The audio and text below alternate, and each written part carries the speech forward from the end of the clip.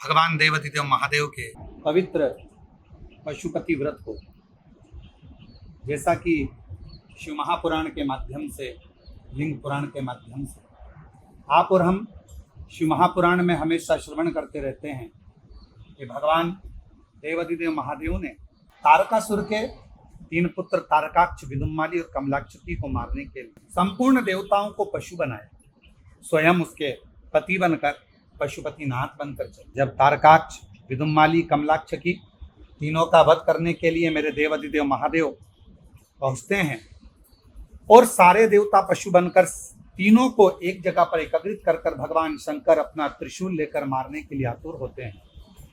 उसी समय भगवान एक पशु का बड़ा रूप धारण कर अपने सिंग से मारते हैं तो तारकाक्ष भगवान शिव के उस शीश को काट देता।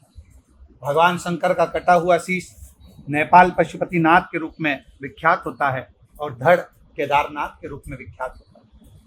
पर मेरे भगवान देवाधिदेव महादेव उसी धड़ में से फिर प्रकट होकर तारकाक्ष, विदुम्माली और कमलाक्षी का वध कर देते। मेरे भगवान देवाधिदेव महादेव स्वयं देवताओं को संतुष्ट कर कहते हैं कि आपने पशु का रूप धारण करा है, पर आप ये चिंता ना करें, मैं तुम्हें उस पशुपति व्रत के बारे में बताता हूँ जिस व्रत के माध्यम से संपूर्ण जीव का कल्याण कलिकाल में हो जाता है।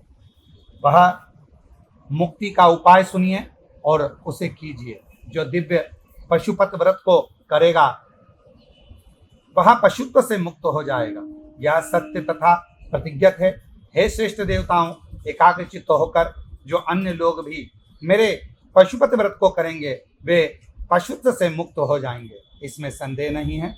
जो निष्ठापूर्वक 12 वर्ष, आधे 6 वर्ष, उससे भी आधे 3 वर्ष के अंतर और भी आधे से आधे क्रम में भी यदि पशुपति व्रत को धारण करता है वो मुझे ही प्राप्त करता है।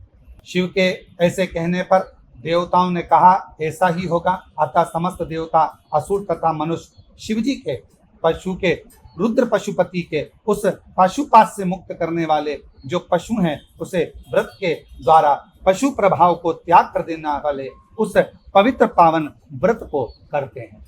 शिवजी का ये पशुपति व्रत जो संपूर्ण विश्व का कल्याण करने वाला है, संपूर्ण जगत का उद्धार करने वाला है, ऐसे पशुपति व्रत की महत्वता जानकर सभी देवताओं ने भी अपने क्रम में पाशुपत व्रत को धारण किया है और कर भगवान शिव की कृपा आशीर्वाद को प्राप्त किया है। श्री शिवाय नमस्तुभ्यं।